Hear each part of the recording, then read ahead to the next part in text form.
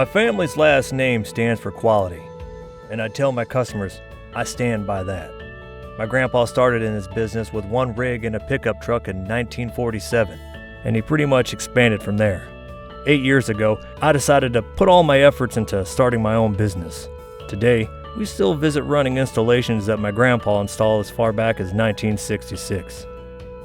Here in North Carolina, everything's on wheels. We used to install 1 pump a day with Grandpa. Today, we install 3 to 4 pumps a day, working until midnight sometimes. In this business, you just have to expand your services. To me, not having water is a priority. If someone doesn't have water, that's my drive. Our schedule is never really finalized because if a family is without water, that's where we step in to help them out. People need water. My heart is fully into this. This is my passion. It's not about the profit. At the end of the day, it's about how many people we can help and the quality we provide to them.